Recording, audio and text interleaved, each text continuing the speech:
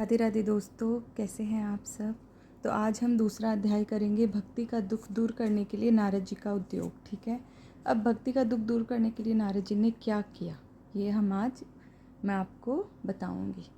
नारद जी ने कहा, बाले तुम व्यर्थ ही अपने को क्यों खेद में डाल रही हो। अरे तुम इतनी चिंतातुर क्यों हो। भगवान श्री कृष्ण के चरण कमलों का चिंतन करो, उनकी कृपा से तुम्हारा सारा दुख दूर हो जाएगा।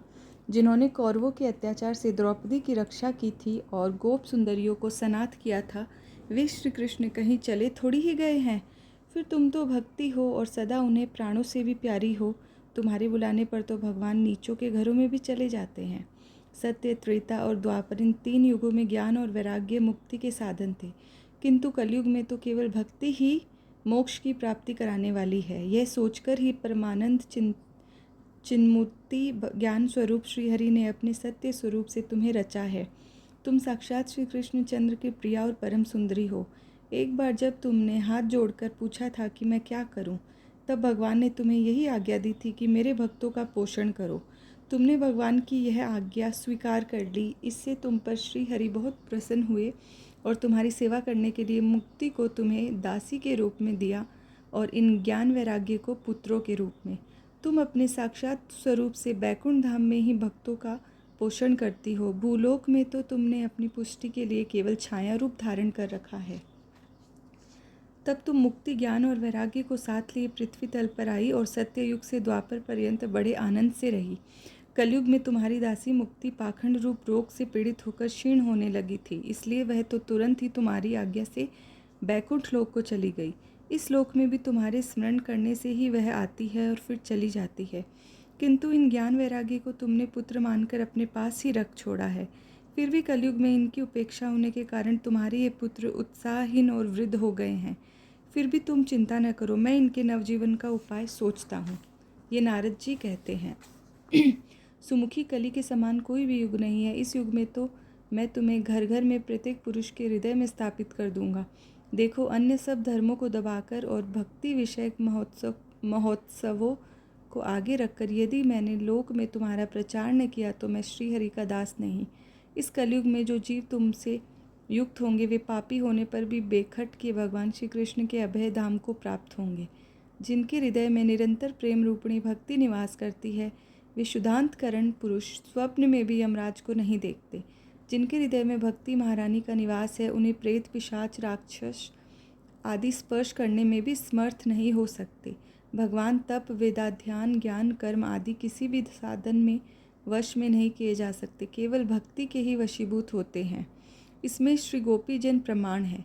मनुष्यों का सहस्त्रों जन्म के पुण्य प्रताप से भक्ति में अनुराग होता है। कलयुग में केवल भक्ति ही सार है। भक्ति से तो साक्षात श्री कृष्ण सामने उपस्थित हो जाते हैं। जो लोग भक्ति से द्रोह करते हैं वे तीनों लोकों में दुख ही दुख पाते हैं। पूर्व काल में भक्त का तिरस्कार करने वाले दुर्वासा ऋषि को बड़ा कष्ट उठाना पड़ा। बस व्रत, तीर्थ, योग, यज्ञ, ज्ञान, चर्चा आदि बहुत से साधनों की कोई आवश्यकता नहीं है। एकमात्र भक्ति ही मुक्ति देने वाली है। सूत जी कहते हैं, इस प्रकार नारद जी के निर्णय किए हुए अपने महात्म्य को सुनकर भक्ति के सारे अंग पुष्ट हो गए और वे उनसे कहने लगी। भक्ति ने कहा, नारद जी आप धन्य हैं, आपकी मुझ में निश्चल प्रीति है। मैं सदा आपके हृदय में रहूंगी, कभी आपको छोड़कर नहीं जाऊंगी। साधो, आप बड़े कृपालु हैं। आपने क्षण भर में मेरा सारा दुख दूर कर दिया, किंतु अभी मेरे पुत्रों में चेतना नहीं आई है। आप इन्हें शीघ्र ही सचेत कर दीजिए, जगा दीजिए। सूत जी कहते, भक्ति के वचन सुनकर नारद जी को बड़ी करुणा आई और वे उन्हें हाथ से हिला डुलाकर जगाने लगे। फिर उनके कान के पास मुंह लगाकर जोर से कहा, ओ ज्ञान जल्दी जग पड़ो, ओ वैराग्य जल्दी जग पड़ो। फिर उन्होंने वेद ध्वनि, वेदांत घोष और बार बार गीता पाठ करके उन्हें जगाया। इससे वे जैसे तैसे बहुत जोर लगाकर उठे, किंतु आलस्य के कारण वे दोनों जम्हाई लेते रहे, नेत्र उघाड़कर देख भी नहीं सके। उनके बाल बगुलों की तरह सफ़ेद हो गए थे। उनके प्राय अंग सूखे काठ के समान निस्तेज और कठोर हो गए थे। इस प्रकार भूख प्यास के मारे अत्यंत दुर्बल होने के कारण उन्हें फिर सोते देख नारद जी को बड़ी चिंता हुई। वे सोचने लगे, अब मुझे क्या करना चाहिए। इनकी यह नींद और इससे भी बढ़कर इनकी वृद्धावस्था कैसे दूर हो। शौनक जी, इस प्रकार चिंता करते करते वे भगवान का स्मरण करने लगे। उसी समय यह आकाशवाणी हुई कि मुनीत, खेद मत करो, तुम्हारा यह उद्योग निसंदेह सफल होगा। देवर्षे, इसके लिए एक सत्कर्म करो। वह कर्म तुम्हें संत शिरोमणि महानुभाव बताएंगे। उस सत्कर्म का अनुष्ठान करते ही क्षण भर में उनकी नींद और वृद्धावस्था चली जाएगी तथा सर्वत्र भक्ति का प्रसार होगा। यह आकाशवाणी वहाँ सभी को साफ साफ सुनाई दी।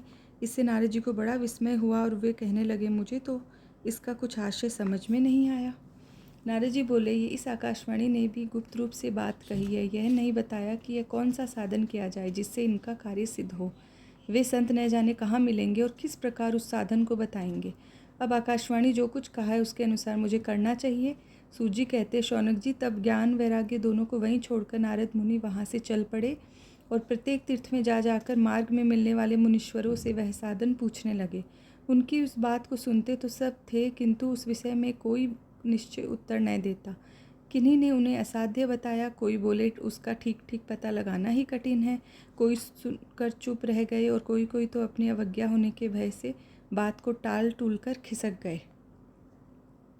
त्रिलोकी में महान आश्चर्यजनक हाहाकार मच गया। लोग आपस में कानाफूसी करने लगे। भाई, जब वेद ध्वनि, वेदांत घोष और बार बार गीता पाठ सुनाने पर भी भक्ति, ज्ञान और वैराग्य ये तीनों नहीं जगाए जा सके, तब और कोई उपाय नहीं है।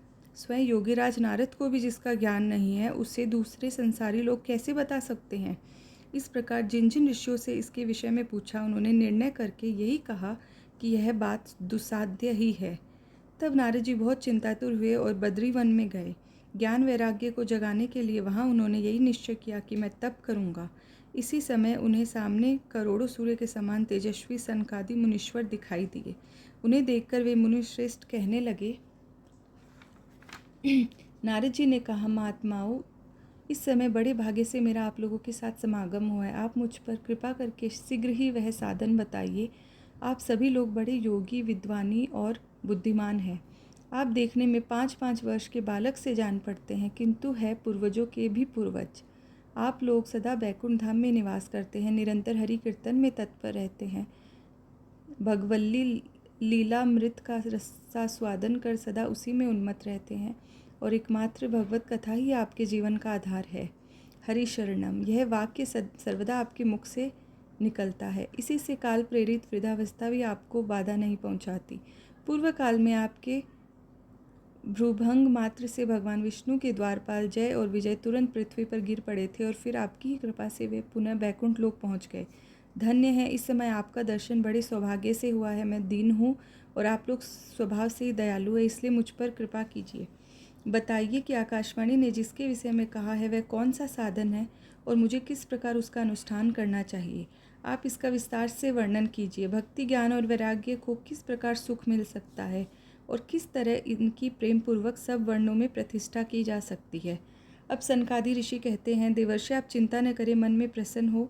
उनके उद्धार का एक सरल उपाय पहले से ही विद्यमान है। नारद जी, आप धन्य हैं, आप विरक्तों से शिरोमणि हैं, श्री कृष्ण दासों के शाश्वत पथ प्रदर्शक एवं भक्ति योग के भास्कर है। आप भक्ति के लिए जो उद्योग कर रहे हैं वह आपके लिए कोई आश्चर्य की बात नहीं समझनी चाहिए। भगवान के भक्त के लिए तो भक्ति की सम्यक स्थापना करना सदा उचित ही है। ऋषियों ने संसार में अनेकों मार्ग प्रकट किए, किंतु वे सभी कष्ट साध्य है और परिणाम में प्राय स्वर्ग की प्राप्ति कराने वाले हैं। अभी तक भगवान की प्राप्ति कराने वाला मार्ग तो गुप्त ही रहा है। उसका उपदेश करने वाला पुरुष प्राय भाग्य से ही मिलता है। आपको आकाशवाणी से जिस सत्कर्म का संकेत किया है, हम उसे बतलाते हैं। आप प्रसन्न और समाहित चित्त होकर सुनिए। नारद जी, द्रव्य यज्ञ, तपोयज्ञ, योग यज्ञ, स्वाध्याय रूप ज्ञान यज्ञ, सब तो स्वर्ग आदि की प्राप्ति कराने वाले कर्म की ओर संकेत करते हैं। पंडितों ने ज्ञान यज्ञ को ही सत्कर्म का सूचक माना है। वह श्रीमद् भागवत का पारायण है, जिसका गान शुकादि महानुभाव ने किया है।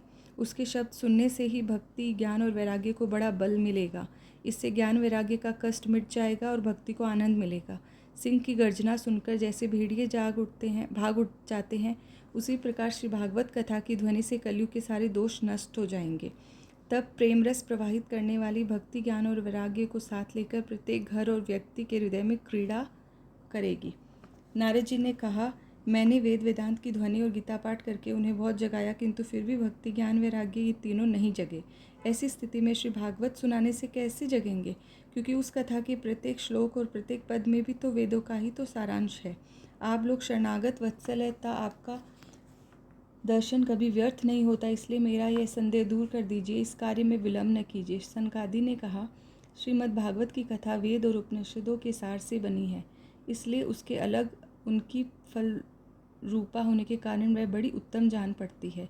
जिस प्रकार रस वृक्ष की जड़ से लेकर शाखा पर्यंत रहता है, किंतु उस स्थिति में उसका आस्वादन नहीं किया जा सकता है, वही जब अलग होकर फल के रूप में आ जाता है, तब संसार में सभी को प्रिय लगने लगता है।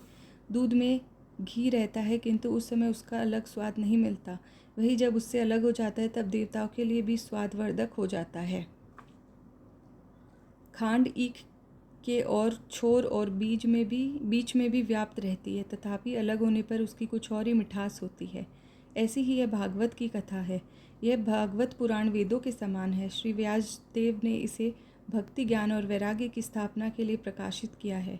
पूर्व काल में जिस समय वेद वेदांत के पारगामी और गीता की भी रचना करने वाले भगवान व्यासदेव खिन्न होकर अज्ञान समुद्र में गोते खा रहे थे, उस समय आपने ही उन्हें 4 श्लोकों में इसका उपदेश किया था। उन्हें सुनते ही उनकी सारी चिंता दूर हो गई। फिर इससे आपको आश्चर्य क्यों हो रहा है जो आप हमसे प्रश्न कर रहे हैं? आपको इसे शोक और दुख का विनाश करने वाला श्री भागवत पुराण ही सुनाना चाहिए। नारद जी ने कहा, महानुभाव, आपका दर्शन जीव के संपूर्ण पापों को नष्ट कर देता है और जो संसार दुख रूप दावानल में तपे हुए हैं, उन पर शीघ्र ही शांति की वर्षा करता है। आप निरंतर शेष जी के सहस्त्र मुखों से गाए हुए भगवत कथामृत का ही पान करते रहते हैं। मैं प्रेम लक्षणा भक्ति का प्रकाश करने के उद्देश्य से आपकी शरण लेता हूँ। जब अनेकों जन्मों के संचित पुण्य पुंज का उदय होने से मनुष्य को सत्संग मिलता है, तब वह उसके अज्ञान जनित मोह और मदरूप अंधकार का नाश करके विवेक उदय होता है। राधे राधे दोस्तों। अब हम कल तीसरा अध्याय करेंगे, भक्ति के कष्ट की निवृत्ति। इसमें नारद जी बहुत परेशान थे दूसरे अध्याय में कि भक्ति का, उनके बच्चों का दुख कैसे दूर किया जाए।